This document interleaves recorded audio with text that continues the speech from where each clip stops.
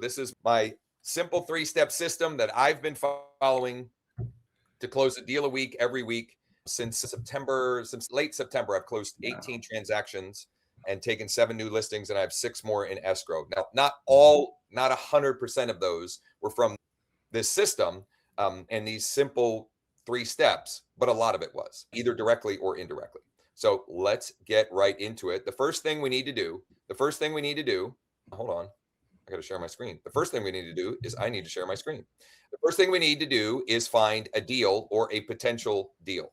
So we have this Google Doc, which I am happy to share with anyone who is interested. You can DM me or you can join me for the workshop later today, onedealaweek.com. And I'll have this and some other resources for all the attendees after the session.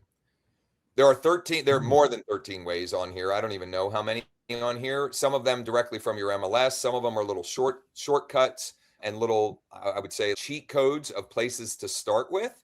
And because I don't have access to Hank's MLS, I'm going to show one of the simple ways that you can use the portals that we all have access to, all the consumers have access to, as a little bit of a shortcut. So, Hank, what city or zip code are we looking for a deal in Atlanta area this morning? Let's try Lithonia. We had looked at some things in Lithonia before. Let's try that. Beautiful. So I'm just on redfin.com. I pulled up the city. There are 671 active listings. I'm going to very quickly here just go to some filters. I'm going to go time on Redfin. I'm going to say more than 45 days. Let's see what happens when we do that. 432. So we didn't skimp down too much on that. And then let's do fixer upper. And we've got 20. Beautiful. What about this one? How's this look for you, Hank? Oh, okay. What's that? 52.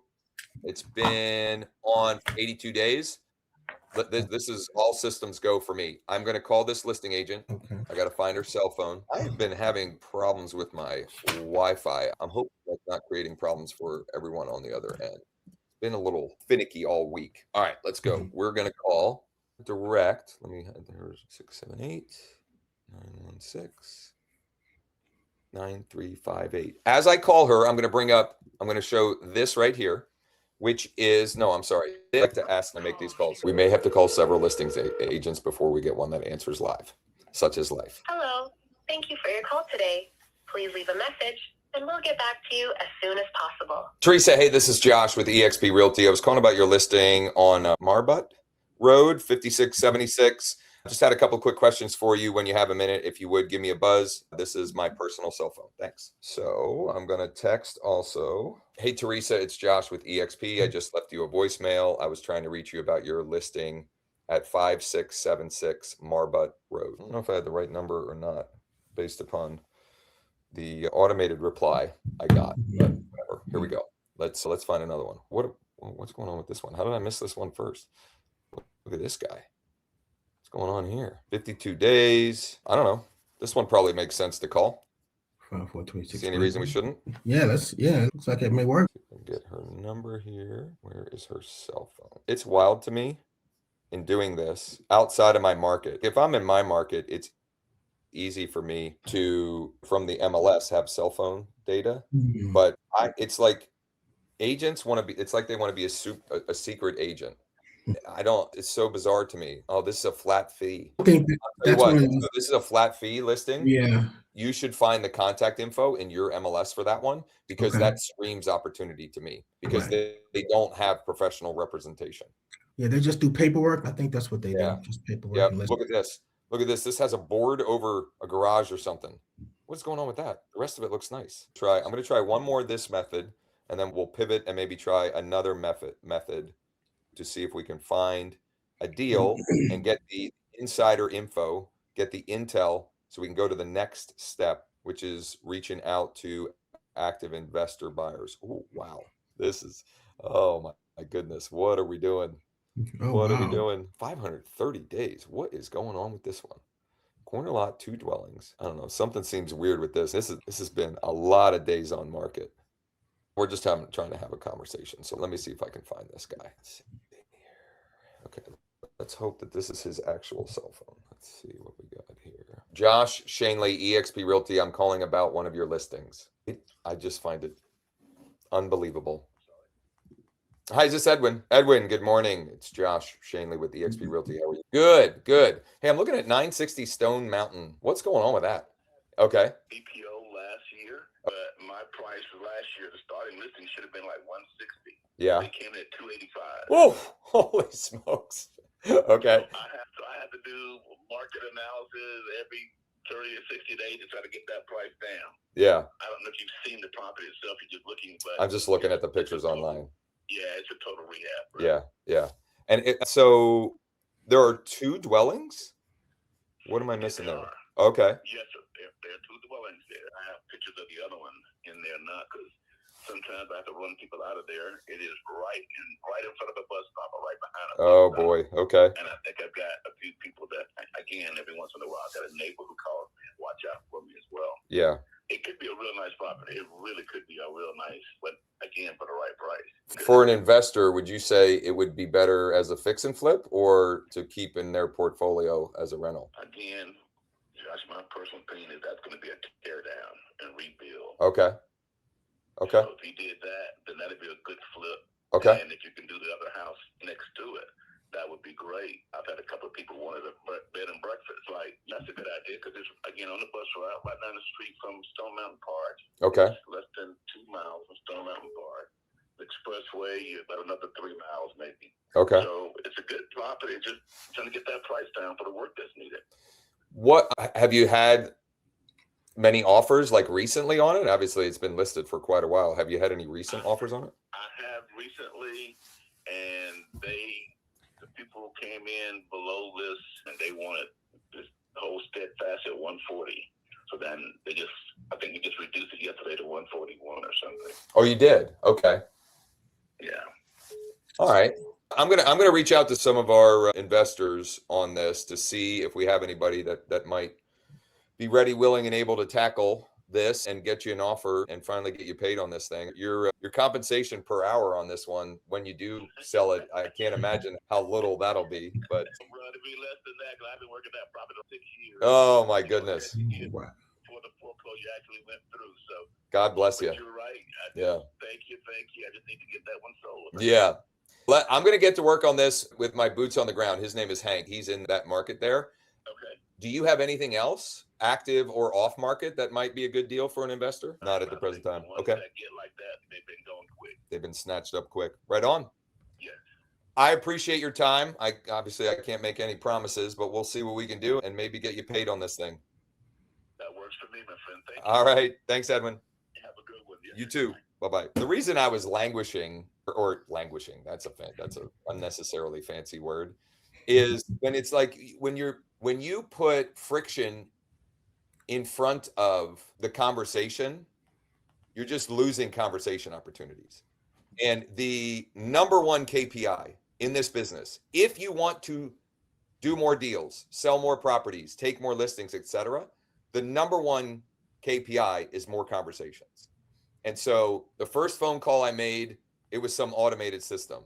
The second one, that one doesn't really count because it was a flat fee listing. And it actually then did ring Edwin directly, but I had to give him like name and number. And it's not a lot of friction, but any friction is not ideal. So anyway, regardless, that was a great conversation. And it was good enough for us to have the insider information and to start to do outreach to cash buyers. Now, I want to emphasize something before we do that. It does not matter if we sell that deal. It would be great. And he was a great guy, right? It's good natured, a wonderful attitude, and not all calls are like that. Right. And I would love to help him sell it, but it doesn't matter. Or you should detach, not you, anyone here, detach yourself from the result of that specific deal or property. It is bait we can now use to find the active, ready, willing, and able investors who are going to, like, that we could maybe be making offers this afternoon with. That's all this is. And it might be an offer on this property, or it could be an offer on some other property. Who cares, right? Shalon said, yeah, they barely answer around here too. And Spencer, good morning to you. Here's what we're going to do now. Here's what we're going to do now. I'm going to log into my lead deck account on the laptop, and then I'm going to tweak a couple of things, and I'll show you why and what I'm doing. And then I'm going to switch over to my phone, and we're just going to start to make some calls, texts, and emails to the active investor buyers in the market. Okay. So what I'm going to do first is, let me share my screen again, is I'm going to go to my lead deck account, leaddeck.ai, and in the profile, I'm going to tweak my outbound scripts. I'm going to tweak them. I'll explain why, and then you'll see it in action. So I'm going to tweak them first. I'll explain why I'm doing this, and then you'll see it in action. So I'm going to go to buyer outbound scripts because that's who I'm starting with. I've got a deal. Now I'm going to do outreach to the active buyers.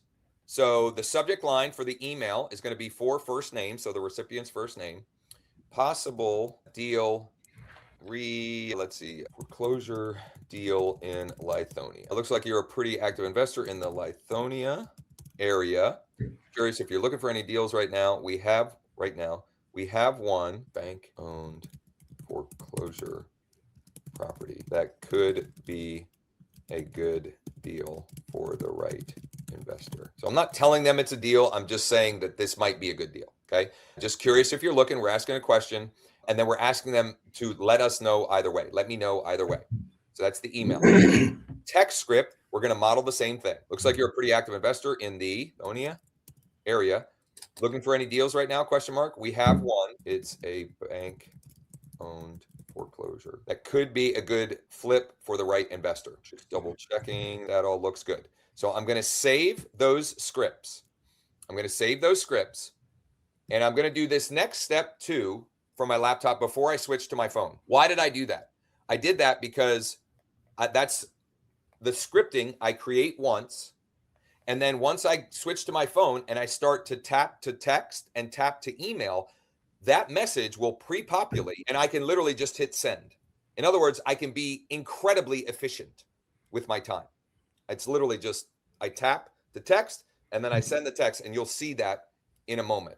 But now the next step, we need to find we need to find some investor buyers. So I'm going to put in Lithonia here, and we've got cash buyers.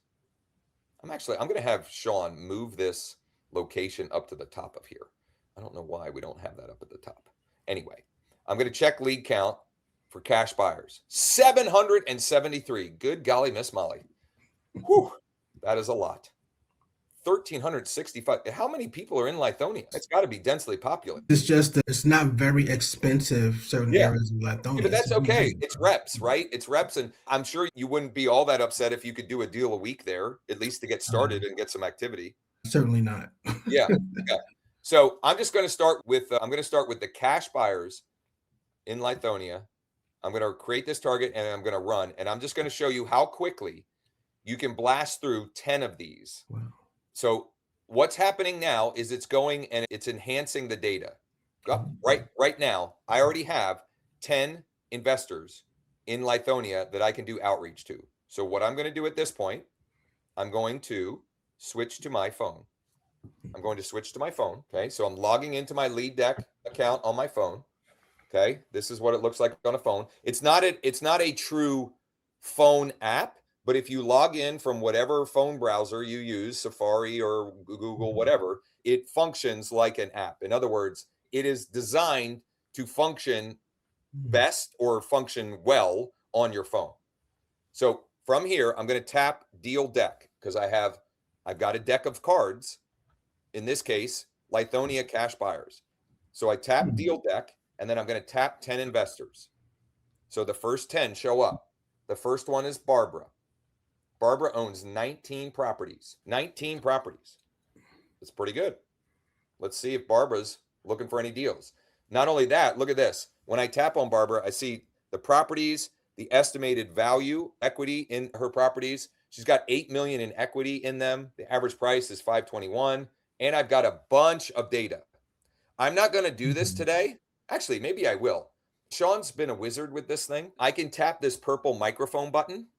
It will record my call, just my side of the call, okay? Because that's the most legal and compliant way we can do it.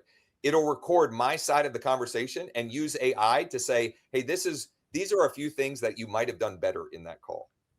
It's pretty cool. So in fact, I'll demonstrate it. So I'm going to tap that button. And when I tap it, it says record and call. So I'm calling now. I don't think that was the right number. Am I in the right deck here? Hold on. This is interesting because it's 717 phone numbers. Oh, but there's a 404 number. 404 is the ATL, right? Yes. Okay. Let me see here. I'm going to call the 404 number. And because it's so easy and fast to get information, I don't spend a ton of time on each individual investor because there's lots of them out there. This is exciting. Just listening to the phone ring. Here we go. Yes, I was trying to reach Barbara. Looks like she's a pretty active investor in the Lithonia area, and we've got a deal. It's a bank-owned foreclosure that could be a good one for the right investor. So I'm just curious if you're looking for any deals or maybe know anyone who might be interested. If you could let us know either way. This is my direct cell phone, 717-571-0456. Thanks. Very simple voice message. Now, that was a landline. If it was a cell phone, I would immediately tap to text it. Okay. But this cell phone number didn't seem to be the right one, but I'll show how quick and easy. Look, if I tap, I tapped to call again. If I tap the text button, that automatically pre-populates. That's the edited script. So I could literally just send that. And you know what? I'm going to send it anyway. Who cares? They may know. Here's what I've found is that usually these numbers are related to the person in some way, shape, or form. I've picked up multiple clients who I had messaged the dad or the son or the sister or whoever, and they shared the information with the right person. And that person then reached out to me, or they even told me, I think you're trying to reach this person. Here's his cell phone. So before I move on to the next one, I want to show you how quickly and easily you can tap to email. So we changed that email script. If I tap the email button, it just brings up the email client on my phone, and that script that I edited, bing, done. I go back to the app. There are 3 emails here. I'm going to try all 3. You just never know. And email costs, I'm sending email through my Gmail that doesn't cost anything. Okay. So all 3 of those, boom. Now let's go to the next card in the deck. So that was Barbara. Let's go to Philip. Philip owns 51 properties. 51, value $26 million. The best number is a mobile number that's on the DNC. I typically will call the investor buyers if their number's on the DNC. I absolutely will not call off-market sellers. So we haven't gotten into the seller targeting yet. I do not call them if they're on the DNC, but I will and have called the investor buyers if it's on the DNC. I'm not going to do that today because there's another mobile number that says it could be a good one. So I'm just going to call the mobile first. Who am I trying to reach? What's this guy's name? Philip. This is the, oh no, I don't have the script up here for this. You all saw the script. I edited the script. The script of the phone, the email, and the text script are basically what I say. Hey, Philip, or I'm trying to reach Philip. My name is Josh with eXp Realty. And the reason I was calling is it looks like Philip is a pretty active investor in the Lithonia area. We have a bank-owned foreclosure that might be a good deal if you are looking for any or know of anyone who might be interested. If you could let me know either way. This is my personal cell phone, 717-571-0456. Thanks. So voicemail, I'm going to tap to text that cell phone, easy peasy. And it looks like this is probably a good email for him. Why do I think that? Because it's his name at Yahoo. It's his name at Yahoo. And I might be making an unfair stereotype or assumption, but if he's got 51 properties, he's probably been in the game a while. And it's less of a red flag to me that it's a Yahoo email address. I give my wife shit all the time because she still uses a Yahoo. And I'm like, what are we doing? What are we doing? Get a Gmail. But that is my guess there. So I think it's probably pretty likely that's a good one.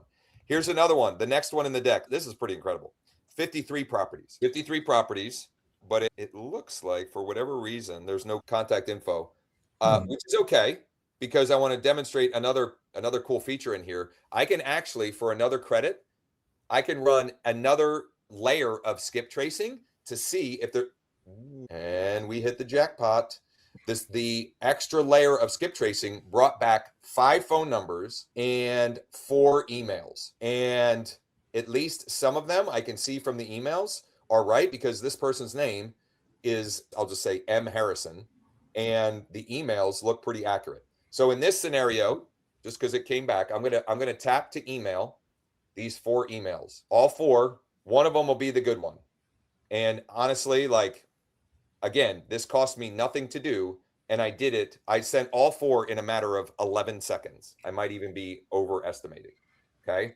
And here's what I will say about these investor buyers: they will reply to email because they're deal junkies. They're always hunting deals. So if you're teasing a deal, they're likely to respond, and I get a pretty high response rate from that. From calling, I would say that earlier in the week, I get a better answer rate, number one, but any time is better than no time. But earlier in the week, I get a better answer rate. And also the time of year, we're fighting upstream a little. I'm not suggesting we shouldn't be doing the work. I'm just saying that, like, some people are in holiday mode. Michael, hey, this is Josh with eXp Realty. Looks like you're a pretty active investor in Lithonia and the surrounding areas. And I was calling because we have a bank-owned foreclosure that could be a good deal for the right investor. I don't know if you're looking for any deals right now or know anyone who might be, but this is my personal cell. If you could let me know either way, 717-571-0456. That was him. I could tell. It's nice when you can tell by their voicemail that you've got the correct person. It's just like, I would say that when you get that correct person like that, it's way more likely that they will respond, versus when you get a generic voicemail. I'll still leave a message, but you don't know for sure that you've got the right person. So I'm going to do a couple more here. And then what I'll demonstrate next, because I want to show people the entire cycle of the 3 steps. I'll demonstrate next what we would do when we have if we've had a conversation and they're looking for deals, but they don't like this deal for one reason or another. Okay. So next one up on my list is Lisa. Lisa, I'm going to do the tap to email, 3 emails. That one had to be under 10 seconds. The 3 emails are done. And let's hi, I'm trying to reach Lisa. This is Josh with eXp Realty. I'm calling because it looks like you're a pretty active investor in the Lithonia, Georgia area and surrounding. And we've got what looks to be a potential deal. It's a bank-owned foreclosure. And just calling to see if you are looking for any deals right now or know anyone who might be interested. If you could let me know either way. This is my personal cell phone, 717-571-0456. Thanks. We'll see about that. I'm going to do one more. And then we're going to pivot, and I want to show you how quickly and easily you can then identify potential seller targets as well. So let me send that. Boom. Okay. So one more on the buyer side. And unfortunately, when we do something like this, in a perfect world, we would have got the first listing agent to answer and the second investor buyer to answer. We don't live in a perfect world, and people are busy. And again, I have a growing amount of evidence that if we had been doing this on Monday or Tuesday, we would probably have a better pickup rate, etc. But better now than never. Okay, so this one, 73 properties. 73. Let me send the email first, and we're going to make the call, and then we'll go and see if we can find, or I'll demonstrate how we would go and find the off-market possibilities as well. Yeah, hi, this is Josh. I was trying to reach, I don't know if it's David, and it looks like you are a pretty active investor in the Lithonia area. I was calling because we have a deal that could be a good one for the right investor. It's a bank-owned foreclosure. And so I was just calling to see if you're looking for any deals or maybe know anyone who might be. This is my personal cell. If you could let me know either way. Thanks. The reason why I was hesitating there, the naming, it was like I think it's a foreign person or foreign. And so it's I don't even know how to pronounce the first name, middle name David, which is very common, and then the last name. Anyway, so I got a little spooked there. The other thing working against me, this does matter, is I'm calling from an out-of-town area phone number. If I was calling with a 404 or what else is Atlanta area? 770. Right. If I was calling with one of those numbers, the answer rate, I would have likely had somebody who answered. Even if it was the wrong person, I likely would have gotten an answer. Okay.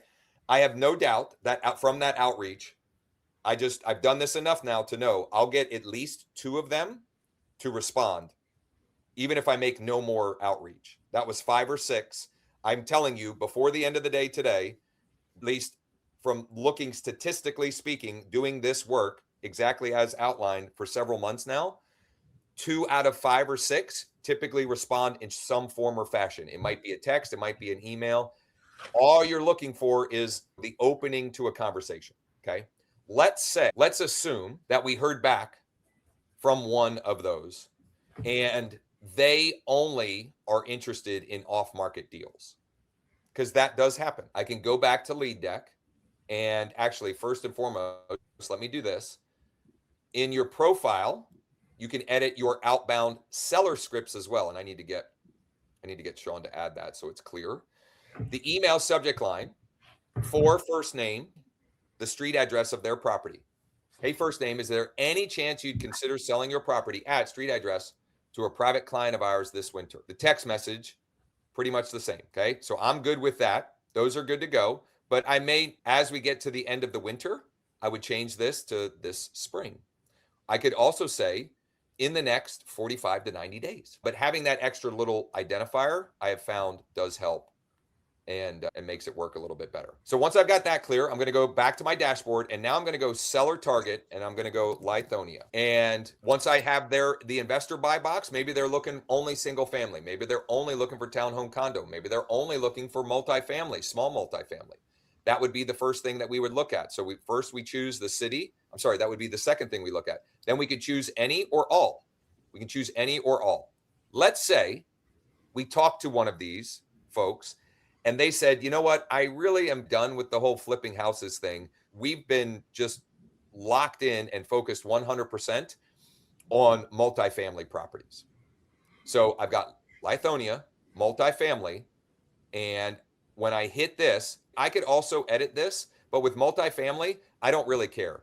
I could edit the minimum bedrooms and the max value and all of this stuff. With multifamily, I don't care. I just want to have conversations with these people. When I check the lead counts, look at this. There are 6 absentee out of state. There are 19 absentee in state. There are 6 senior owners. There are 4 tax default. That's the list that I want to start with. It's a small list, but man, it is a potentially motivated list. So I choose tax default, and I'm going to save and run that list down. Okay. That's running in the background. And I'm going to go back to stopping the screen share because I'm going to go back to the web app here. And oh, there we go. I go to my deal deck. Oh, there it is. Okay. It just took a second there. So those 4 properties now are showing up. Notice buyers are green, sellers are orange. I'm going to go 4 properties. Look at this. I've got a Google Street View of the property. I've got the address. I've got what quick list are they on? This is out of state. They own it free and clear, and it's tax default. It's behind on taxes. I'm going to view the card, and this is one where there was no contact data readily available. So I'm going to do that enhance once again and see if we get a match. So it's enhancing. Okay, it found 2 contacts, but no information.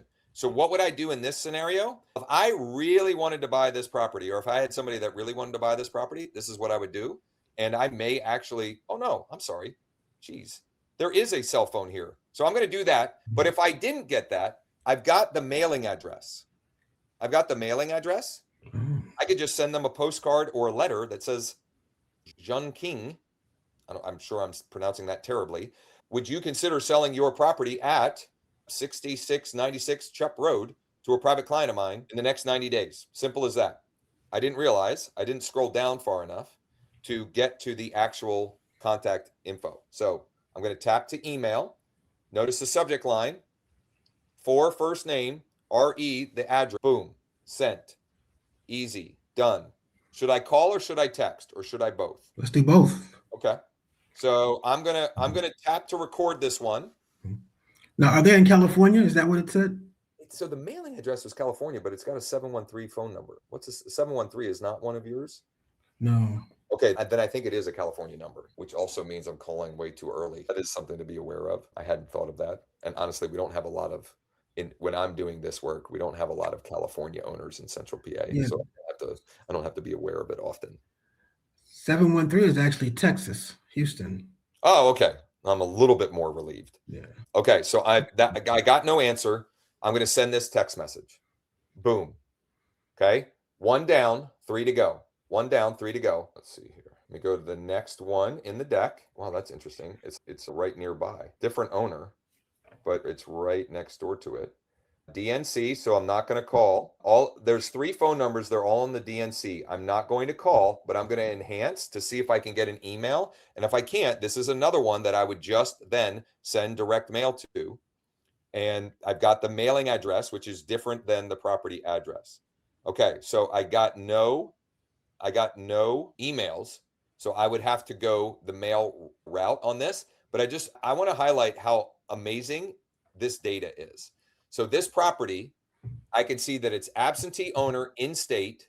They own it free and clear. They're tax default. And I can also see that there had been a notice of sale for foreclosure years ago on the property. So somehow or another, they resolved that and figured all of that out. But there was previous distress. There was current distress. This is someone that it would make sense to invest time into. And for the cost of basically $1, you could send them a letter. And that is an artifact that they will hold on to or might hold on to, even if they're not ready to sell right now. Okay, here we go. I got one that is not on the DNC. So let's go ahead. Let me just check this again here. This is, what is this? Where's his name? Oh, there it is. Jeez. Right in front of me. Okay. We're going to call. Yeah, hi, I was trying to reach Todd. I know this is completely out of the blue and I'm sure it's a long shot, but I'm curious if you would consider selling your property at 2610 Wiggins Street to a private client of ours this winter or even early springtime. We've been looking for properties and just haven't found anything on market that fit. If you could let me know either way, I would greatly appreciate it. And my name is Josh and the cell phone is 717-571-0456. Voicemail, tap to text. This is, maybe I reversed it. His name might be Xavier Todd. I thought it was Todd Xavier. Whatever. I'm going to tap to text it. It's a blue text, which means I'm sending to an iPhone. That's encouraging. The rest of the numbers are DNCs or landlines. So the other thing I'm going to do, there are 3 emails. I'm going to send to all 3 of those emails. And I've got one more. And then what I want to do is I want to summarize what we've gone through here. I'm going to share an example of a 1-page plan and some expectations on what to expect if or when you do this same work as well. So this one, DNC, but there's one that is just from a timing perspective. This one, I'm just going to go right to text. I'm not even going to try and call. It's a blue text as well. So that's iPhone to iPhone. Or you know what? No, it's not. It showed as blue, but then it didn't. There are 3 emails.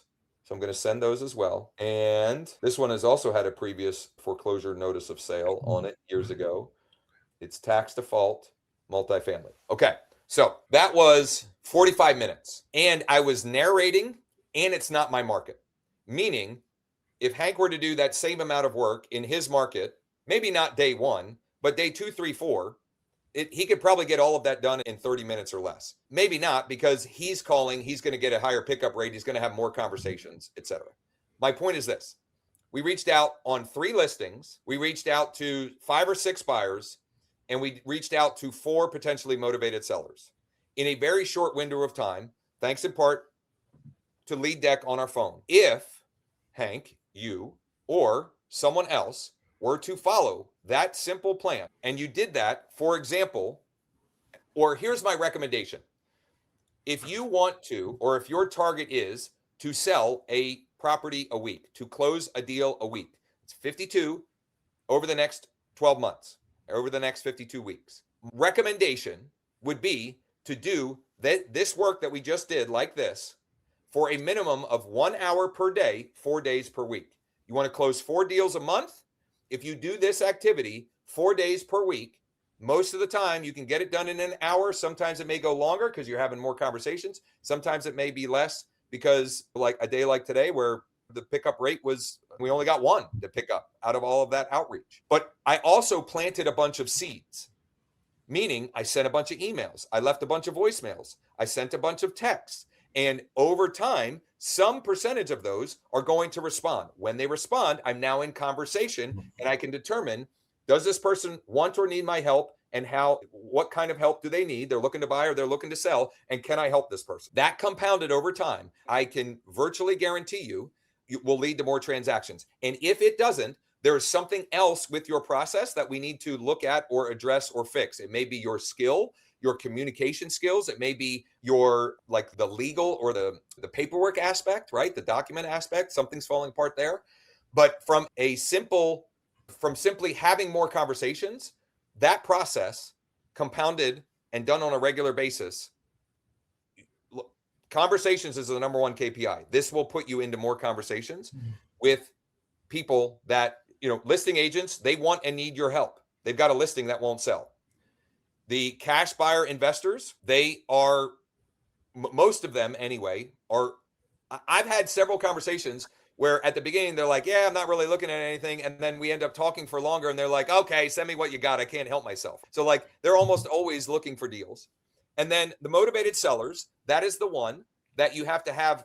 That is the highest number of conversations to deal ratio, but it's part of the reason why it's third on my list. And we only do that work when we have the certainty.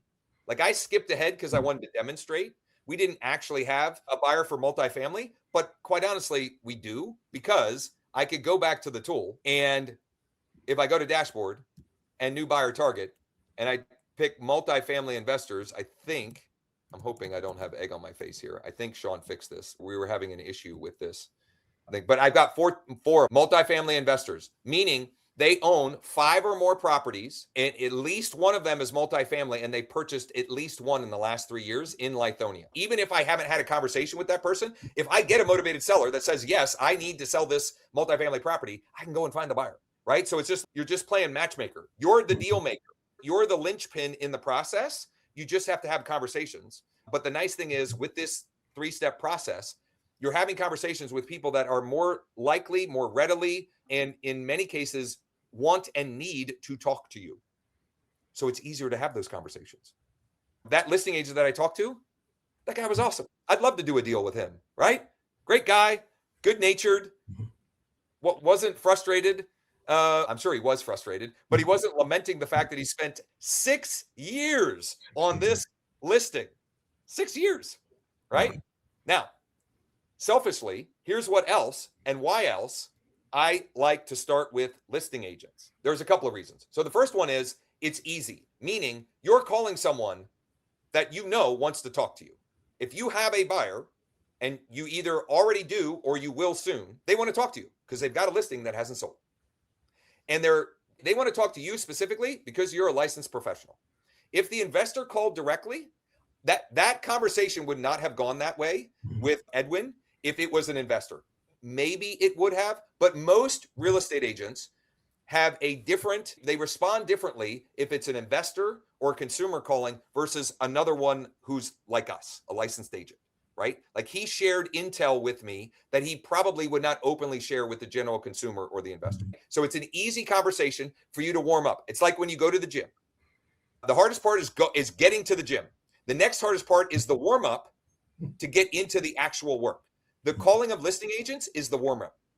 The other reason why I like talking to listing agents is we're at EXP, and we are rewarded when we recruit agents. Specifically, we get paid revenue share. I got paid my revenue share yesterday, direct deposited into my account. I love revenue share. The more agents I talk to, the more possible connections there are. And at any given time, if I talk to 5 agents, 1 or 2 of them are thinking about or wondering, am I at the right brokerage? Is this place actually providing value, et cetera? And I'll weave in something for Hank. Hank just recruited his first agent to EXP. She literally, I don't think she's shown up in the dashboard yet, but her license transfer, as far as we can tell, happened yesterday. So really cool. So I'm talking with other people in the business. And then the other thing is, if I actually do sell the listing, like That's a bonus. B, they're going to be like, that guy would be thrilled if Hank could sell his property and actually get him paid on that, which makes him more likely or open to a conversation about EXP if that's part of your business model. Okay. I'm not suggesting that you have to have that as part of it, but if it is part of your model, the more agents you talk to, the better. So we start there because it's easy and we get in motion. The investor buyers are the next easiest because they're in market. Now, it requires some skill. You get some that are you'll get a variety of personalities, let's say, on that, but that's good practice and good reps. And when you detach yourself from the outcome of any one call or any one deal, and you just commit to this as practice, that's literally the way I approach this. Your demeanor, your tone, etc., change. The other thing that changes when you get into a point where you have so much activity is your confidence and your give a bleep factor goes way down. And that makes you seem less desperate because you are less desperate. And then you're more attractive in the eyes or in the ears of the person on the other end of the line. So, Hank, I will be more than happy to build out a version of this like one-page plan, but I think you get the idea here. Right. I think you get the idea. And it literally comes down to how many days are you ready, willing, and able to commit? It's not a huge commitment. And what I can tell you with certainty, and what I can't say is I don't want to delay you getting started. But the next 2 weeks, admittedly, they're holiday weeks, right? So like, you obviously wouldn't do this, or at least I wouldn't do this on Christmas Eve or Christmas Day, or New Year's Eve or New Year's Day, but you can do it around that. Listing agents are still going to welcome your calls outside of those 2 days. And investor buyers, your pickup rate will be lower than after the first of the year, but you'll still get some. What I can say with certainty, or at least some degree of certainty, is if you did this, what we did today here, for 4 days a week, for the entire month of January. So the 5th is the first full week of January. If you did that 20 times over that first block of 28 days, you will have so much opportunity. You will only then need to do that to then reprime the pump, because what happens is you start to have conversations. Now, Edwin didn't have another deal, but I had a conversation. We had a mastermind for our Lead Deck Founders Club members on Tuesday. And on that call, I called a local agent, just like we did today. I called him. When I asked him if he had any other deals on market or off market that might be good for an investor, he gave me 2 whoppers. Great deals. At least, I won't say great deals, but great bait.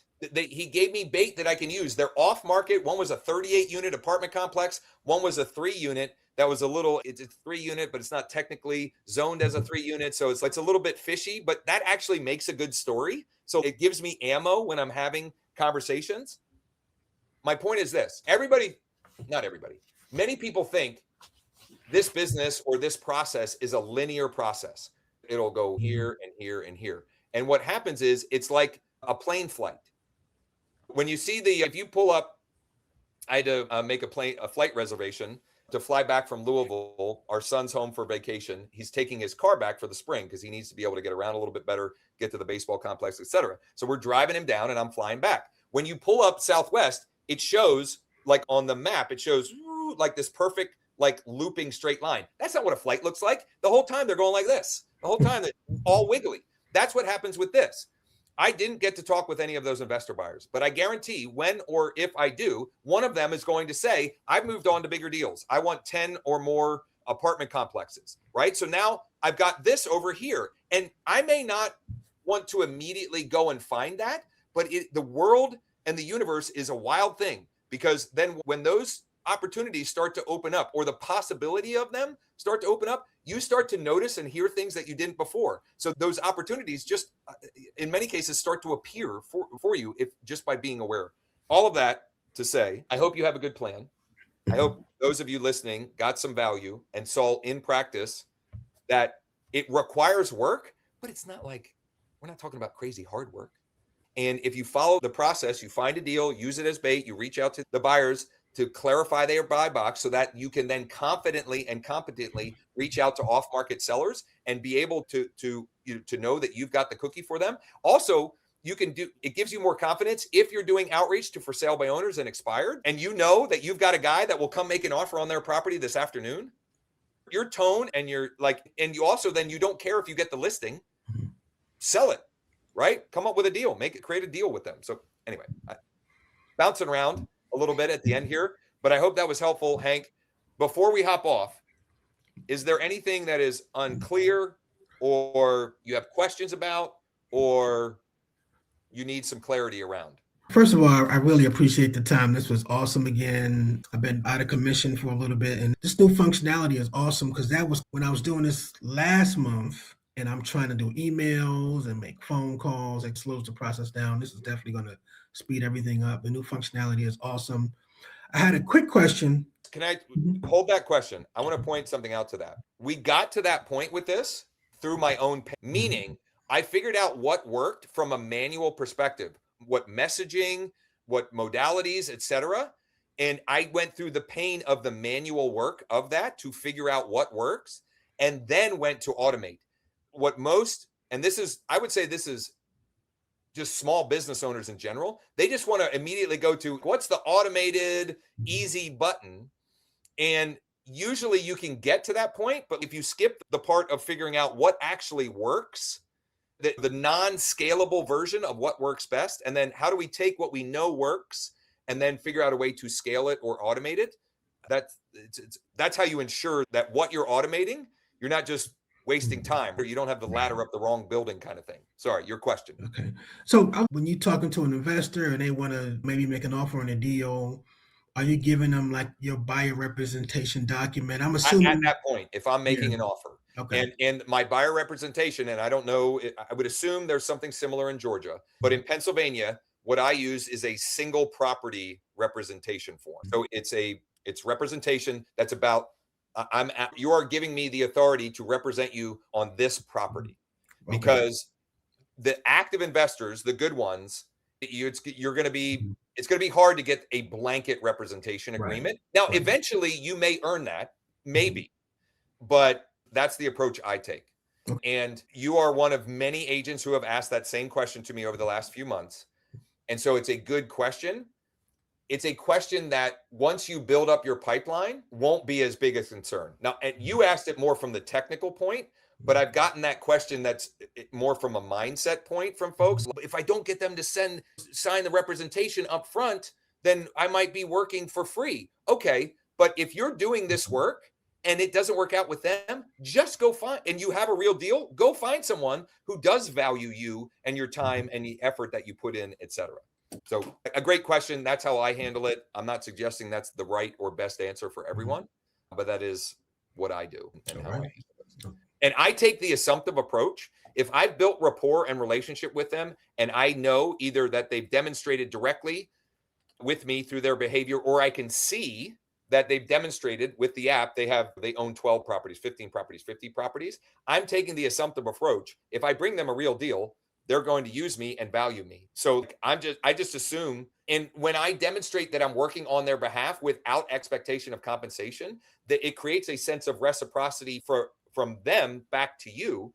And if it doesn't, nicer to figure that out sooner than later, that they just don't value you at all, because you saw in your market, and this isn't every market, but there are lots of investor buyers. You could spend the whole year and not connect with all of the cash buyers in Lithonia, the whole year. And you shouldn't, and you won't need to, because here's the reality. Once you get to 10, 12, 15, maybe 20 of these guys and gals saved in your phone, it's all you need, because most of them are doing 2, 3, 4, 5, 6 deals a year.